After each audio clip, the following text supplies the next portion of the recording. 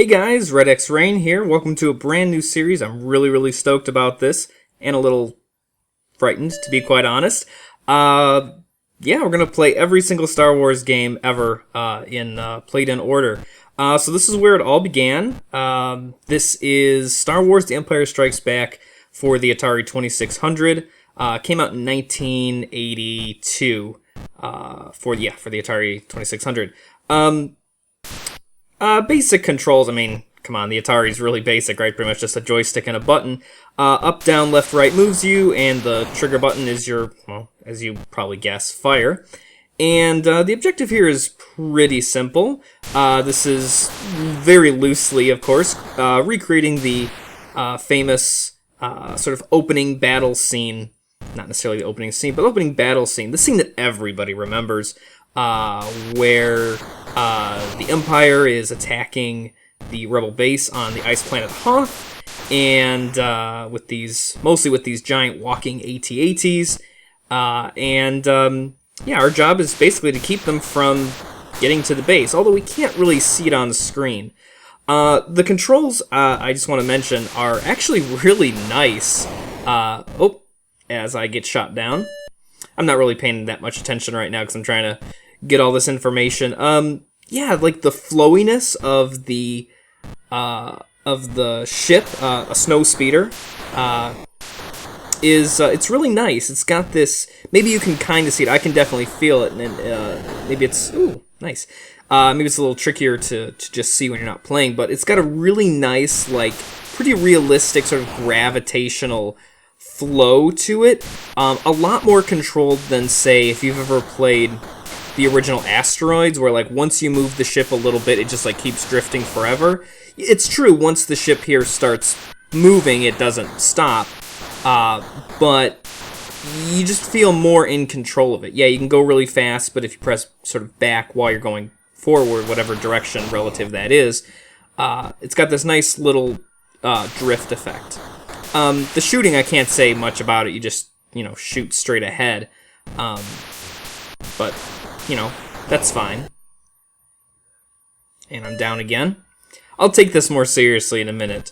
I guess I was taking it seriously now. But yeah, I was really impressed the first time I played this. Again, relatively speaking, how, I feel like it's actually pretty advanced. Again, the sort of fluid dynamics, that was fast. The fluid dynamics of the ship. The AT-ATs themselves, they look okay. Not too bad. Pretty big sprites. The legs move and everything. Looks alright. But I'm also really impressed at the bottom. So there's those, like, two brackets, up and down brackets, that pretty much is just signifying what you're seeing on the screen, so, like, what your sort of range of vision is. And, of course, on the bottom, as you move left and right, that shifts along with, where you are. And those little blinking dots at the bottom are the AT-ATs themselves, so you can see where they are. I can't think of a lot of... Not that I'm really an expert when it comes to the Atari, but I feel like that's actually something that a lot of games don't have. I don't want to call it a map system, because it's definitely not that advanced, but it's pretty close. It's I don't know, I think it's pretty impressive that it's actually keeping, real-time track of, like, where you are relative to this sort of long, level, I guess. Because really, this whole game is just this one level. It's just a constant... You're basically just... this boils down to not so much being a story game as it is a compete with your friends for a high score kind of game. It's just this one continuous stream of AT-ATs that just keep coming at you until you destroy them, or, more likely than not, they'll destroy you before you destroy all of them. I think there is a finite number. Oh, and I'm dead for good. That's okay. We'll take it more seriously this time. 331 points. Not great. I've done a lot better, so I'm going to try and actually take this a little bit more seriously this time. So yeah, let's talk strategy here. So, you can just keep wailing away on them. I want to say it takes about... I haven't actually counted. I'd say it takes maybe about 30 to 40 hits to knock out a single AT-AT, but I'm waiting for it to come up here. After a while, these little blinking lights appear, and if you can shoot that, then it blows up immediately. Oh, I just missed it. It's nice that they actually change color a little bit, just to kind of show that they're taking damage. It's also really nice when you can find the sweet spot like right in front of them, and you can actually you can shoot their laser blasts. There we go. You can shoot their laser blasts and just deflect them. But that's not necessarily something... Maybe like really good advanced players know exactly where that is every time. I'm not quite there yet. Oh, I hate when they're on the bottom. They're really hard to get when they're on the bottom. Oh, but I got it that time. Sweet. So I think the usual tactic is to just, kind of approach with caution. Get, I don't know, maybe about 10 or 12 shots in. Oh, I totally could have avoided that. 10 or 12 shots in, fly away, and then come back. So when this happens, I don't know if there's like an actual triggering event that does it, or if it's a matter of time or points or what it is, but when the theme plays again and the ship blinks like this, it's like 30 seconds of invincibility, which is obviously really nice. Basically, you get 2 playthroughs of the opening theme, so when you know the theme, you're like, okay, I know exactly when it's going to run out. Okay, so it goes a little bit over. A lot bit over, actually.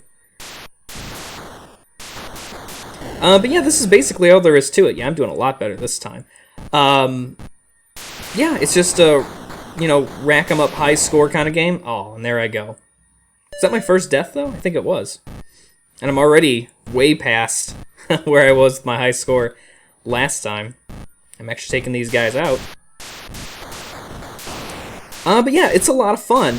You can play this as a 2-player game. There is, you can switch you can use the mode function on the console to make it a 2-player game if you want. It would just trade. Ooh, yeah, nice. It would just trade, back and forth with each death, or you could just keep track, between your friends. Give everyone a full shot, because you really do kind of get into a rhythm after playing for a little bit. Nice. See, this is what I'm talking about. So I feel like trading off, in between deaths would kind of make that a little bit trickier, but, it's up to you. So, like a lot of, we'll definitely see this a lot, and it's something that I've been considering, working up to this series, like logistically how I was going to do it and everything. So this version, the version that I'm playing right now, is the Atari 2600 version. Like I said, came out in 1982. So actually, right before Return of the Jedi, the film. Did I say Return of the Jedi last time? No. Okay. So yeah, this came out in 1982, just a little bit before Return of the Jedi came out, and 2 years after this film, Empire Strikes Back, came out. So that's kind of weird to think about. That this is based on the most recent Star Wars film at the time. I mean, I guess it make it. I remember I was thinking when I was looking up, like, okay, so what was the very first Star Wars video game? And I guess it makes sense when you think about it now. I don't know that why didn't they make one? Why didn't they make a game based off of Episode 4, A New Hope, the first Star Wars one? Why is that not the first Star Wars game? There's not really, I guess, a lot that they could have done with that. What are the big scenes in the first game that could be translated into a Atari-capable game? Something like, yeah, of course, everyone remembers the Cantina scene, but that can't be a game on the Atari. You've got the Death Star, blowing up the Death Star. That's the big scene. Well, that was a little bit too much, I think, for the Atari, at this point, anyway, to handle. But we'll actually see that they did make... sort of, kind of getting ahead of myself here, they did kind of make a Star Wars Episode 4 game for the Atari, but it was more of a port, but we'll get there when we get there. But yeah, I guess logically it makes sense. This, this very simple sort of battle setup scenario works perfect. It's very self-contained. It works fine on a 2D plane like this. So that makes sense. Oh, and was that my last life? No, I got one more. Right? Yeah, okay. I thought it was froze for a second. So yeah, so while this original version came out in 1982, they actually did make they did republish it. By the way, this is made by Parker Brothers, who made a lot of, well, not necessarily a lot, but they kind of had them. Ooh, wow, that was really fast. 1108. That's not too bad. It's pretty good score, especially for me talking at the same time. So, actually, I'm going to just deviate here for a second. So what I'm going to do is, of course, you can die by being shot down, but I'm just going to sit here for a couple of minutes. I'll fade out and finish what I was saying. Although, look at this. This is also kind of cool. You can go, if you go far enough to the left, you actually end up going to the right. So you could do that, of course, if you wanted to. But yeah, I'm just going to kind of hang out here for a little bit.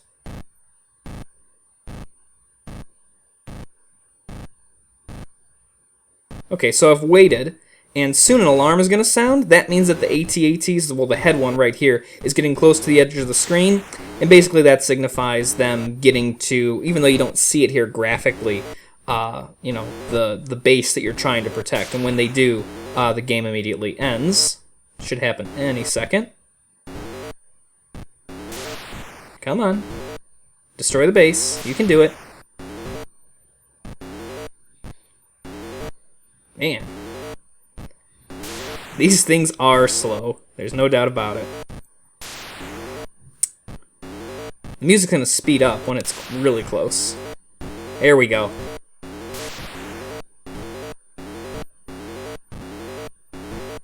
Is that it? It's supposed to do something. Come on! Destroy the rebel base! Do it! There we go. So similar sound effect and everything, but it's weird at this point. It's just like the game kind of like takes control and the snowspeeder just keeps like flying around. So I have no control over this. But just to finish what I was saying about the release of this, so like a lot of games of this kind of era of the the mid to late 80s, when there were like a million systems competing with each other. The Atari was the big one, but then in 1983, they ported this for the Mattel Intellivision, which I was thinking about playing that one too, just to kind of show you. It's really not very different. Like all kinds of ports between systems, graphic capabilities meant they had to kind of make things look a little different, so it does look a little different. I'll maybe throw a screenshot of it up here. But really, it's the same basic game. I didn't really think it was worth playing, a whole new set. It's not that different. So yeah, and I'll probably do that with other games in the future, especially when we get to games that were on, 5+ consoles and they're all pretty much the same, unless there's really big graphic differences. I'm not too worried about that. But yeah, that's it for now. Thanks for watching. Please like, please comment, please subscribe. I do always appreciate it. And I'll see you guys next time when we play another Atari 2600 game. I hope you'll join me then. Bye.